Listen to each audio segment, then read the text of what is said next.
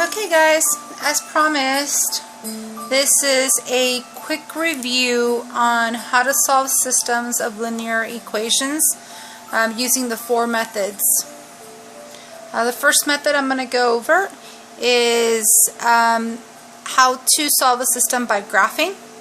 So if you look at this, we have two equations, y equals x plus 7 and y equals 4x minus 5. They're already in the form y equals mx plus b, which is what you want. You want it to be in the form y equals mx plus b. And that is because the number in front of the x is your slope. So if I look at the first equation, I'm going to number them. First equation, second equation. On my first equation, I can identify my slope by being the number in front of the x. If I don't see a number, remember it's that invisible 1, so it's going to be 1 over 1. So I'm going to write what my slope is, which is a 1 over 1. Now I'm going to identify the slope on the second equation. So again, that's the number in front of the x. It is a 4 or 4 over 1. I like to write this as a fraction. And then second, I will identify my y-intercept for each one of my equations. The y-intercept is the number that's by itself. It's the constant. So if you look at equation number 1, that constant would be 7. So my y-intercept is a 7, positive 7. And looking at my y-intercept for the second equation, the number that's by itself, that would be a negative 5. Okay. Now, the first step I do after I have my slope and my y-intercept identified for each equation is graph each one. And I use my slope and my y-intercept to graph them. The first thing I do is I start with the y-intercept, which is the b. Think of beginning with the b, right? It sounds the same, sounds alike. We start with the b, we begin with the b. So I'm going to graph the first equation first by starting with the y-intercept, which is the number on the number line for my y-axis, the positive y-axis, because it's positive 7. So I'm going to start at 7. So starting from the origin, I'm going to count up 7. 1, 2, 3, 4, 5, 6, 7. Hope I counted right. 1, 2, 3, 4, 5, 6, 7. There it is. So that is my b, my y-intercept for the first equation. Then I'm going to use the slope as sort of like a GPS. It's going to tell me where I need to go, up or down, and then to the right, so that I can plot my next point. So looking at this, I have a positive 1 over 1, which means I better go up 1, and then to the right 1. And I can repeat this process if I want to plot more points. These are all lattice points for that equation. So if I want to go up 1 over to the right, here's another point. I can keep repeating the process, and then I just connect them. So these are the points that I need to graph the first equation. So I'm going to go ahead and use a ruler and connect these.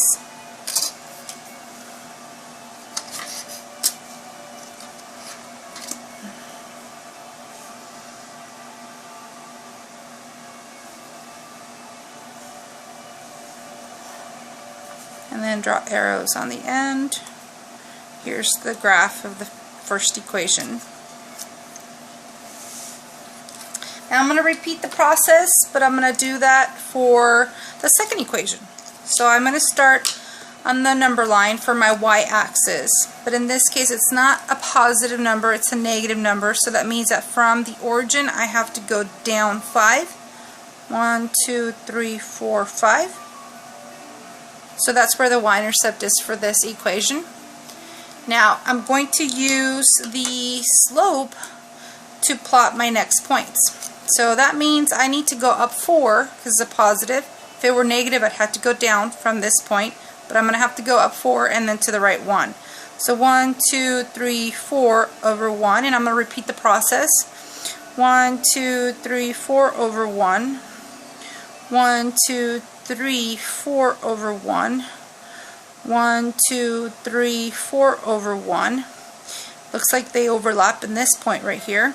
So then I'm going to connect all these points with a ruler.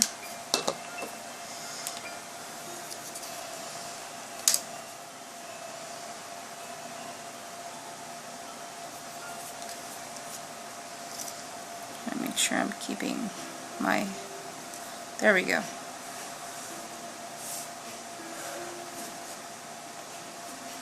And I have found my point of intersection.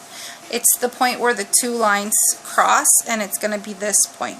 So I have to find what those coordinates are. What's the x coordinate? Well, I can go straight down to find my x coordinate, which is right here. 1, 2, 3, 4. It's going to be a positive 4. And then I can go straight across over to my y-axis to find out what that coordinate is going to be. And that's going to be 1, 2, 3, 4, 5, 6, 7, 8, 9, 10, 11. And double count it. 1, 2, 3, 4, 5, 6, 7, 8, 9, 10, 11. Yes. How do I check my work to make sure that I did this right? So that means that my x is going to be a 4 and my y is going to be 11. Well, if I want to verify my solution, which is a good practice for you to do, that means that on these two equations, anywhere I see an x, I'm going to put a 4. Anywhere I see a y, I'm going to put an 11. So going with equation number 1, I have 11 equals 4 plus 7. Again, I'm replacing these. Does that equal? It looks like it does, right? 4 plus 7 does equal 11. And then for my second equation, I put 11 for my y. Does that equal 4 times 4 minus 5? Well, let's see, that's 11 equals 16 minus 5. Well, 16 minus 5 does turn out to be 11, so it checks off. So I did my work right. My solution point then is 4, 11.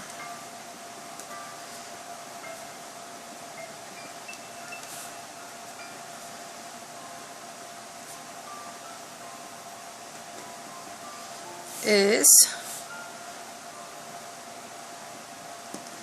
okay.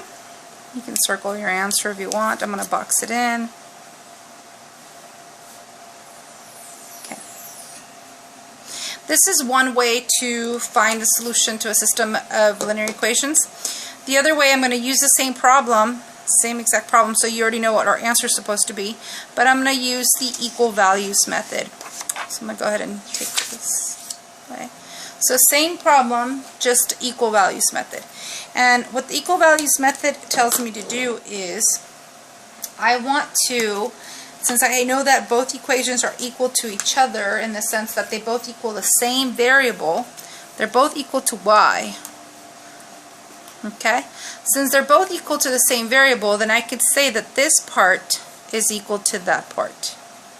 Those two things equal each other. So I can bring those two things and create a new equation. My new equation would be x plus 7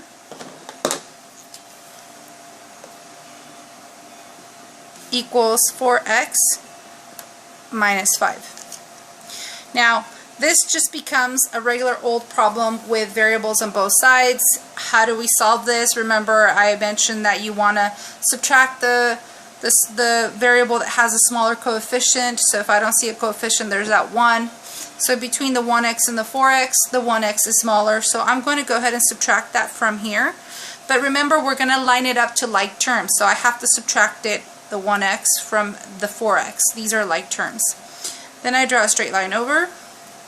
Add straight down. And when I add straight down, that becomes 0. I don't need to write 0, so I'm just going to bring the 7 down, bring the equal sign down. And 4x minus 1x is just 3x. Bringing this down gives me a minus 5. Almost there. My goal again is to get x by itself. So if I can get x by itself, then I have one of the variables solved for. So if I'm adding 5, if I'm subtracting 5, I have to add 5 to both sides. 7 plus 5 is 12. Bring the equal sign down. I didn't do anything to the 3x, so I'm going to bring that down. And this becomes 0. So I'm one step away. If I have a number in front of a variable, that means I'm multiplying, so the opposite of or inverse of multiplication is division. So I'm going to go ahead and divide both sides by 3. So x equals 4. This is just x. I still need y. So what I need to do is once I have my x, I can go back to either one of the equations and replace that x with 4. So it doesn't matter which one. I'm actually going to go back to the first equation, and instead of x, I'm going to go ahead and put a 4. And that will give me my value for y. So I'm going to go y equals 4 plus 7, and 4 plus 7 is 11. So therefore, y equals 11. Same answer as before, that's okay. So I'm going to go ahead and write my answer. Therefore, the solution to this system is 4, 11.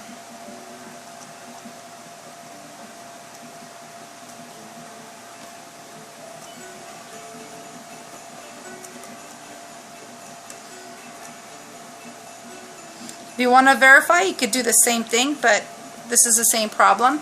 You would go back and plug in the 4 for the x and the 11 for the y and see if both equations were true. Okay, so that's the second method, which is equal values method. The next one I have is substitution. So what do you do when you have a substitution type of problem for a system? So basically, when you have a problem like this, you're going to scan and look for the equation that has a variable by itself already. So if I number my equations, say if I equation 1 and 2, and looking at these two, the equation that has one variable by itself would be the first equation. I notice that I have my y by itself. So that means that this is the variable that I'm going to replace. And what am I going to replace it with? I'm going to replace it with 6x minus 1. So I'm going to go to the other equation and say, well, this is nothing but 6x minus 1. So I go ahead and work with this equation after I replace the y with 6x minus 1. So I'm going to go ahead and do that. I have, bringing this down, 3x plus 2 times 6x minus 1 equals 43. Now when we have parentheses, remember, we practice this, that means we have to distribute. So I have 3x plus 2 times 6x is 12x minus 2 equals 43. And the following step is whenever we have variables on the same side, not on both sides of the equation, they're on the same side. If they're on the same side, these are like terms. And so what we mentioned earlier is that if we have like terms, we want to combine these like terms. So these two are like terms. Okay? So I'm just going to go ahead and add them. So 3x plus 12x is 15x minus 2 equals 43. This is different than having the 3x here and the 12x on the other side. Remember, this is just combining like terms, and I can write that down. We just combined like terms.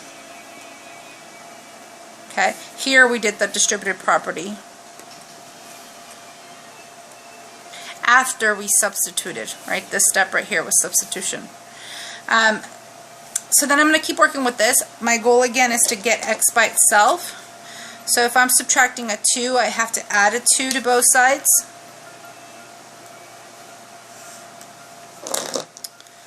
And bringing this down, that's a 0. 43 plus 2 is 45. It's okay. Almost done. Having a number in front of the variable means you're multiplying, so the inverse of multiplication is to divide. So I'm going to go ahead and divide. So x equals 45 divided by 15 is 3. I found x, but I'm still missing y. So what I do is I take what I got for x and I go back to either one of these equations. I'm going to choose to go back to the first one. It doesn't matter, whichever one you want to go. But instead of the x, I'm going to replace it with 3. And then I'm going to work with that equation and solve for y. So I'm going to go ahead and rewrite that. So y equals 6 times 3 minus 1. Instead of x, I'm going to put a 3. So y equals 18 minus 1, or y equals 17. You want to verify? You can go ahead and do so. How do I verify? You take both equations, and instead of x, you're going to put 3, and instead of y, you're going to put 17. So before we actually say, well, my solution is 3, 17, let's verify. So for equation 1, we have 17. Does that equal 6 times 3 minus 1? Well, we already got that it worked, right? 18 minus 1 is 17. Equation 2. We have 3 times 3 plus 2 times 17. Does that equal 43? Well, this is 9 plus, and then 2 times 17, get, what is it, 34. Does that equal 43? And if you do the math correctly, it does. So this works out. So therefore, I could say the solution to the system is 3, 17. So I could say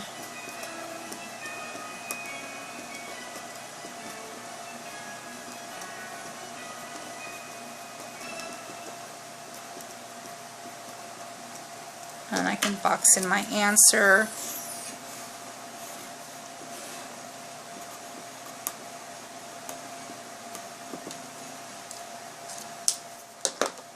Okay, so that's the third method, using a substitution. And then lastly, we'll do elimination. So for the elimination process, what we want to make sure is that we have the same number with opposite signs in front of the same variable. So again, I'll put same number,